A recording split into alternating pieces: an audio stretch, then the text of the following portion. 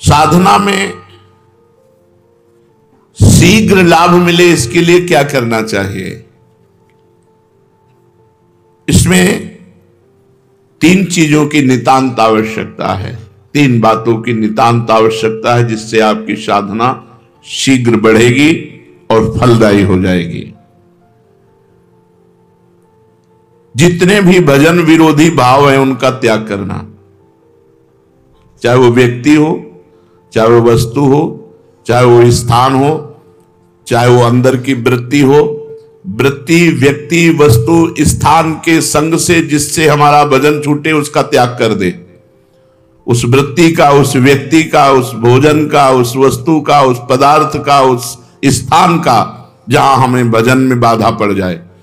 अगर शीघ्र साधन बढ़ाना है, भगवत प्राप्ति करनी है, तो ये नियम लेना है कि जिस व्यक्ति के संग से भजन छूटे, जिस वस्तु के खाने से भजन छूटे, जिस स्थान में जाने से भजन छूटे, जिस दृश्य के देखने से भजन छूटे, वो हमें सब छोड़ देना चाहिए। शीघ्र आपकी साधना बढ़ेगी और भगवत प्राप्ति के योग्य आपको बना देगी। पहला, वस्तु, व्यक्ति, स्थान जो हमारे भगवत चिंतन को छुड़ाए उससे हमें दूरी बना लेना है। दूसरा, निरंतर भगवत भजन को पकड़े रहना है। जैसे तूफान चले तो पहाड़ का आश्रय ले लेते हैं, कोई मजबूत वस्तु का आश्रय ले लेते हैं, ऐसे कलिकाल और माया का तूफान चल रहा है जो हमें उड़ा करके विषय प्रपंच में फंसा सकता है। तो भगवान के नाम रूपी पहाड़ का आश्रय लिए, राधा राधा राधा, हर समय नाम जप और भगवान की रुचि उत्पन्न करने वाले वस्तु, व्यक्ति, स्थान का संग। 3 बातें भगवान का विस्मरण करा दे, ऐसे वस्तु, व्यक्ति, स्थान के संग का त्याग, निरंतर भगवान के नाम का जप, आश्रय भगवान का। इस कोटि से नाम जप द्वारा जैसे तूफान आए तो हम मजबूत वस्तु का, तो यहां तूफान ही चल रहा है, काम, क्रोध, लोभ, मोह, मद, मत्सर, कलिकाल के कराल, जितने भी दुराचार की प्रवृत्तियां हैं, ये सब तूफान की तरह आती हैं और साधक को भ्रष्ट कर देती हैं। अगर साधक नाम का आश्रय लिए है तो बच जाएगा। तीसरा, हमें ऐसे व्यक्ति, वस्तु, स्थान का संग करना है जिसके दर्शन से, संभाषण से, खान पान से, वहां पहुंचने से हमारा भजन होता है। उस स्थान, उस वस्तु, उस व्यक्ति का मुझे संग करना है। अगर ये 3 बातें जीवन में है तो साधना बहुत जल्दी बढ़ेगी और फलदायी हो जाएगी। क्या साधना में प्रारब्ध बाधा पहुंचाता है? हां, यदि कड़ाई से भजन करोगे, जिद्दी स्वभाव बना के, कुछ भी हो जाए भजन नहीं छूटने वाला, तो आपका प्रारब्ध भी पीछे हट जाएगा। नहीं, आपका प्रारब्ध आपके भजन को रोक देगा। शरीर पीड़ा, विषय भोग का प्रारब्ध, कोई घटना का प्रारब्ध, कड़ा नियम। जैसे पूज्य राधा बाबा जब त्रिपुर सुंदरी भगवती का अनुष्ठान कर रहे थे तो खड़ाऊं फिसली और अंग टूट गया, पर उनकी साधना में बाधा नहीं पहुंची, तो प्रारब्ध क्षीण हो गया, प्रारब्ध पीछे हट गया और वो साधना सफल हुई। त्रिपुर सुंदरी का जो आराधना का फल है उनको प्राप्त हुआ, देवी का साक्षात्कार हुआ। जब हम साधन मार्ग में चलते हैं तो हमारा बुरा प्रारब्ध आता है, स्त्री आकर्षण के रूप में, गंदे व्यक्ति के रूप में, विपत्ति के रूप में, शरीर रोग के रूप में। यदि हम शिथिलता पूर्वक साधना करेंगे तो बाधित हो जाएंगे, यदि कड़ाई से नियम पूर्वक, मर चाहे जाऊं भजन नहीं छोड़ेंगे, तो हर प्रारब्ध क्षीण होता चला जाएगा और उसकी साधना आगे बढ़ जाएगी। कड़ाई से यदि साधना के नियम पालन किए जाएं तो उसमें प्रारब्ध भी नष्ट हो जाता है, नहीं तो प्रारब्ध भजन मार्ग को क्षीण कर देगा। कहा जाता है भजन का अभ्यास करो, तो यह अभ्यास क्या है? शरीर को बार बार भगवत सेवा में लगाना, मन को बार बार भगवान के नाम में लगाना, बुद्धि को बार बार भगवान के चरणों में लगाना, इसी को अभ्यास कहते हैं। बार बार शरीर से भगवान की सेवा करो, बार बार मन से भगवान का सुमिरन करो, बार बार बुद्धि को भगवान के रूप चिंतन में लगाओ, भगवान के महत्व में लगाओ, ये अभ्यास है। साधन में तत्परता नहीं आती जैसी आनी चाहिए, उसका क्या कारण है? पूर्ण श्रद्धा नहीं होती। वहां तत्परता नहीं आती। जब हमें महत्व बुद्धि और श्रद्धा हो जाएगी कि मुझे भगवत प्राप्ति ही करनी, तो साधना में तत्परता आ जाएगी। ये नियम है कि जहां हमारी महत्व बुद्धि होती है वहां हमारा चिंतन होता है, जहां चिंतन होता है उसी के मिलन की तत्परता आती है। तो प्रधान कारण है श्रद्धा ना होना, महत्व बुद्धि ना होना, इसलिए साधन में तत्परता नहीं आती। जब इस कोटि का महत्व नाम में हो जाए कि नाम के आगे नामी भी छोटा नजर आवे, जितना नाम से प्रेम है उतना नामी से प्रेम नहीं, इस कोटि की श्रद्धा, तब निरंतर नाम चलता है। साधना में जीवन किसे कह सकते हैं? सरल और साधु। सरल और साधु में जीवन साधना में जीवन होता है। साधना में जीवन, सरल जीवन, साधु में जीवन। संत सरल चित जगत हित जान स्वभाव सने। जिनका स्वभाव होता है संत सरल चित, सरल चित, सरलता और साधुता, ये साधना का स्वरूप है। अगर साधन ठीक कर रहा है तो सरल और साधु स्वभाव वाला होगा। साधु स्वभाव क्या है? कभी किसी से कुछ ना चाहना, निरंतर परहित करना, बड़े से बड़े कष्ट को सह करके भी किसी से सहायता ना लेना, ये सब साधुता के अंतर्गत आता है। एक साधन में फल ना दिखाई दे तो क्या दूसरा साधन करने लगना चाहिए? नहीं। जो साधन गुरु से मिले आजीवन एक ही साधन करना चाहिए। जो साधन को छोड़ते बदलते रहते हैं उन्हें कभी भगवत प्राप्ति नहीं होती है। 10 दिन नाम जप किया, 15 दिन योग किया, 20 दिन वो वैराग्य किया, ये ऐसे लोग ठीक। जो साधन पकड़ो आजीवन वैसे ही चलते रहो। जिस साधन को पकड़ो सारी आयु उसी में खपा दो, इस जन्म में ही भगवत प्राप्ति हो जाएगी, परम पद पर प्रतिष्ठा हो जाएगी। जो साधन पकड़ो आजीवन, जो नियम, जो दिनचर्या आजीवन वैसे चलते रहो, उसको बदलाव मत करो, तो निश्चित भगवत प्राप्ति हो जाएगी, निश्चित परम पद प्राप्त हो जाएगा। ये जो बार बार गुरु बदलते रहते हैं, साधन बदलते रहते हैं, इनसे बड़ा अपराध बनता है। ये साधक वादक नहीं है, वो मनमानी स्वच्छंद अपने आचरण करके वो अपने को सुखी समझते हैं। कहा जाता है कि साधना में व्यभिचार ना हो, तो ये व्यभिचार का तात्पर्य क्या है? साधना में व्यभिचार है अपने इष्ट को छोड़ करके, अपने गुरु को छोड़ करके दूसरे की तरफ लुभायमान होना, दूसरी प्रणाली स्वीकार कर लेना, दूसरी भजन प्रणाली स्वीकार कर लेना, यह साधना में व्यभिचार है। अपने इष्ट और गुरु में ही हमारी भजन प्रणाली जो है वही चले। जैसे अपने यहां है नाम, मंत्र, वाणी, सेवा, यही जीवन है। व्रत, नियम, संयम, ये सब कुछ नहीं। निरंतर नाम जप करो, मंत्र जप करो, वाणी जी का गायन करो और 8 पहर स्वामिनी जी की सेवा में रहो। यही हमारी दिनचर्या है। हमारा जो अंतिम लक्ष्य है वो श्री जी की सेवा है। 8 पहर स्वामिनी जी की दासी भाव से, सहचरी भाव से सेवा, तो अपनी प्रणाली में ही रहे। अन्य प्रणाली स्वीकार करना साधना में व्यभिचार है। विश्व में किसी भी उपासना का खंडन न करे और अपनी उपासना को सर्वश्रेष्ठ माने और अपनी उपासना को कभी बदले ना, ऐसा साधक अव्यभिचारी साधक कहा जाता है। और जो बार बार अपनी साधना को बदलता है वो व्यभिचारी साधक है, वो लक्ष्य को प्राप्त नहीं कर पाता। क्या साधना की जो हमें अनुभूति हो रही है उसे प्रकट करके किसी को बता देने में हानि होती है? अपनी साधना और साधना की सफलता कभी भी किसी से नहीं बतानी चाहिए, नहीं बाधा पड़ जाएगी, पक्का बाधा पड़ जाएगी। आपकी दिनचर्या क्या है और आपकी अनुभूति क्या है, मरते दम तक, जब तक भगवत साक्षात्कार न हो जाए तब तक ना बताओ। भगवत साक्षात्कार हो गया फिर तो कोई घाटा पड़ने वाला है ही नहीं। साधन काल में साधक को अपनी साधना और साधना की अनुभूति कभी किसी को भी नहीं बतानी चाहिए। चाहे कितना कोई आत्मीय हो, घर का हो, प्रेमी हो, अपनी साधना की और अपने साधन की अनुभूति की बात कभी नहीं कहनी चाहिए।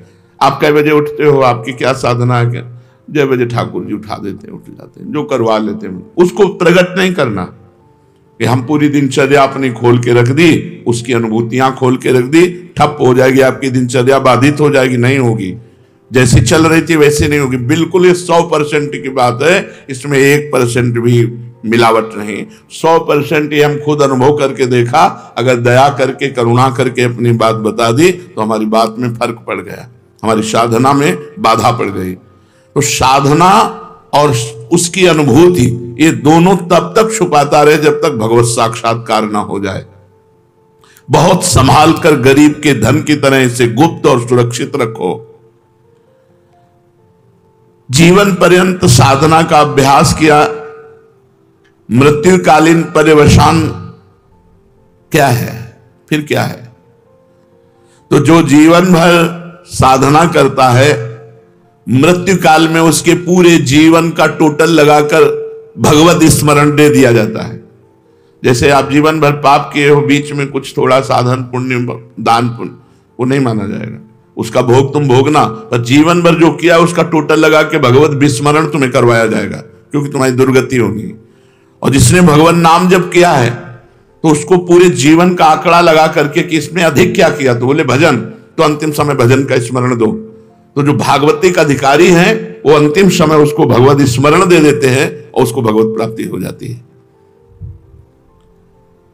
पूरे जीवन का आपका कार्य ही अंतिम परिणाम पर अवलंबित है। पूरे जीवन आप जो करते रहे वही अंतिम परिणाम में आपको चिंतन दिया जाएगा। वो अंतिम में आप चिंतन नहीं करते, वो दिया जाएगा। छा गया भगवत चिंतन, या भूल गए भगवान को, छा गया संसार का कोई चिंतन, ये पूरा टोटल तुम्हारे पूरे जीवन का टोटल होगा मृत्यु के समय। 1 सेकंड में पूरा आंकड़ा फिट कर दिया जाता है। कभी कभी इससे चूक हो गई, नहीं जीवन भर प्रयास किया भजन का, तो दे दो भगवत स्मरण। कभी भूल चूक से भगवत स्मरण कर लिया, नहीं जीवन भर पापाचरण किया, तो भगवान की स्मृति नहीं आएगी। वो ऐसे लक्षण वाले जो उसको योनि मिलनी है वैसे चिंतन उसका बनेगा। यदि प्राण जाने के 2 दिन पहले ही बेहोश हो गया है तो उसकी गति क्या होगी? 2 दिन पहले भजन किया और मरने के 2 दिन पहले ही बेहोश हो गया, अब उसकी गति क्या होगी? क्योंकि अंतिम समय तो उसे होश है नहीं। उस दशा में 2 दिन पहले जो अंतिम चिंतन हुआ था उसी का भावी गति होगी। 2 दिन बेहोश होने के पहले जो चिंतन हुआ था उसी से उसकी गति होगी, वही उसकी अंतिम चिंतन गति मानी जाएगी। इसीलिए हर समय नाम जप करो, पता नहीं कौन सी श्वास आखिरी हो। अंत समय में भगवत स्मरण किस प्रकार का होता है? जिसने जीवन भर भगवान का स्मरण किया उस समय भगवान छा जाते हैं उसके दिमाग में। वो राधा राधा नहीं कहेगा, किशोरी जी छा जाएंगे उसके दिमाग में और उन्हीं के चिंतन में वो मरेगा। इसीलिए जीवन भर माला चला रहे हैं, जीवन भर भजन कर रहे हैं कि अंतिम समय हमारा बन जाए। तो अंतिम समय क्या होगा? हमारे इष्ट देव आकर के छा जाते हैं। श्री राधिका निकुंज मंडली तत्र तत्र हृदय में विराजताम। श्री स्वामिनी जो अपने परिकर के साथ प्रकाशित हो गई। इसका साधन क्या है कि अंतिम समय हमें भगवत स्मरण हो ही जाए। संपूर्ण जीवन निष्पाप और भगवत चिंतन परायण रहो। संपूर्ण जीवन निष्पाप, कोई पाप करने की चेष्टा ना करो और खूब नाम जप करो, तो अंतिम समय प्रिया प्रीतम तुम्हारे दिमाग में छा जाएंगे। संपूर्ण जीवन भजन में लगाए तो सांसारिक कार्य कैसे करें? जागतिक कार्य भी तो हैं, व्यापार है, नौकरी है, और भी सब कार्य हैं। आप कहते हो हर समय भजन करे तब अंतिम समय, तो कैसे संभव हो सकता है? स्वकर्मणा तमभ्यर्च भगवान ने आदेश किया। भगवान के आदेशानुसार आप चाहे जहां जो भी कार्य कर रहे हैं धर्मयुक्त, वो आपकी पूजा मानी जाएगी। आप ऑफिसर हो, आप जज हो, आप वकील हो, कुछ भी हो, आपका जो कर्म है वो निष्पाप होना चाहिए। वो धन के निमित्त से दोष को छुपा करके निर्दोषी को दंड दे दे, अपराध बन गया, पाप बन गया। आप अपने धर्म से चूक कर लिए, घूस लेकर के अपराधी को छोड़ दिया और निरपराध को दंड, आपसे पाप बन गया। व्यापार आप कम तौल रहे हैं, ज्यादा दाम ले रहे हैं, आपसे अपराध बन गया। नहीं तो स्वकर्मणा तम अभ्यर्च, आपका स्वकर्म ही भगवान की पूजा बन जाएगी। किसानी, खेती, व्यापार जो भी आप कर रहे हैं, यदि धर्म पूर्वक करें और नाम जप करें तो और पूजा बने न बने, वो आपका कर्म ही पूजा बन गया और भगवान की प्राप्ति हो जाएगी। इस पूजन में सामग्री की आवश्यकता नहीं होती, सिर्फ धर्म की आवश्यकता होती है। मन का भाव ये होना चाहिए कि मैं जो कुछ कर रहा हूं वो सर्वव्यापी भगवान की सेवा कर रहा हूं। चाहे जो भी कार्य आपका है, जो भी नौकरी, पेशा, व्यापार जो भी है, वो भगवान की पूजा है। भगवान की पूजा में अधर्म का प्रवेश नहीं, अधर्म नहीं होना चाहिए। तमभ्यर्च स्वकर्मणा, आप जहां हो धर्म के अनुसार आचरण करो, सब बात बन जाएगी। अनंत ब्रह्मांडों का अधिकारी सबको देख रहा है, सबको देख रहा है। आज तुम कर लो मनमानी, पद मिला है, और जब वो तुम्हारे मनमानी का हिसाब करेगा तो फिर तुम झेल नहीं पाओगे, चाहे जो कोई हो, नहीं झेल पाओगे। बड़े बड़े को फैलते हुए देखा है। इसलिए स्वकर्मणा तमभ्यर्च, आपको जो पद मिला है, आपको जो सेवा मिली है, आपको जो अधिकार मिला है, वो भगवान की पूजा है। बहुत होश से करना, उसमें घूस लेना, अधर्म आचरण करना या गरीब को सताना, निर्दोष को सताना, ये बड़ा भारी पड़ेगा। दुखिया को न सताइए, दुखिया देगा रोए, और जब दुखिया के मुखिया सुने तब तेरी गति का होए। भगवान ने गीता जी में कहा है, अपने कर्म को ही पूजा मानो और नाम जप करो। कोई आपराधिक कानून के विरुद्ध आचरण आप मत करो, नहीं तो आज आप पदाधिकारी हो, जब आपका कर्म आपकी बुद्धि को भ्रष्ट करेगा तब आपका पद भी चला जाएगा, आप भी दुर्गति को प्राप्त होंगे। तो निरंतर भजन कैसे हो सकता है? अपने कर्म को भगवान की पूजा मान करके नाम जप करते हुए यदि हम जीवन व्यतीत करें तो भजन में जीवन ही माना जाता है। एक भक्त का सारा जीवन श्रद्धा, भक्ति, जप, तप, व्रत आदि से बीतता है, लेकिन उसे महारोग है, अंतिम समय में बहुत विपत्ति में मरा। ये क्या है परिणाम? एक भक्त है जो पूरे जीवन भजन करता है और उसको महारोग, असाध्य रोग और विचित्र प्रकार की विपत्तियां देकर के उसका अंतिम समय पूरा हो, भारी कष्ट देकर, ये क्या है? उसका अंतिम जन्म है। इसलिए अनेक जन्मों के कर्मों को थोड़ा थोड़ा करके एकत्रित करके उसको भोगवा कर उसका अंतिम जन्म होता है। जो ऐसा भक्त होता है जीवन भर साधन भजन किया, असाध्य रोग हो गया, बड़ी विपत्ति, बड़ा कष्ट, तो उसका अनादिकाल से सृष्टि में जब से उत्पन्न हुआ, अब आखिरी अंत होने जा रहा है, अब वो भगवान को प्राप्त होगा, तो उसके जीवन में वो कष्टों की बौछार हो जाती है। बोले ये कष्ट, ये कष्ट, ये कष्ट। पापी आदमी देखो मौत से घूम रहा है और वो दिन भर भजन करता है तो बड़ा परेशान है, उसके शरीर को बड़ी पीड़ा है, असाध्य रोग है, आदि आदि। तो ये पूर्व प्रारब्ध सब नष्ट हो रहे हैं उसके, क्योंकि उसका अंतिम जन्म है।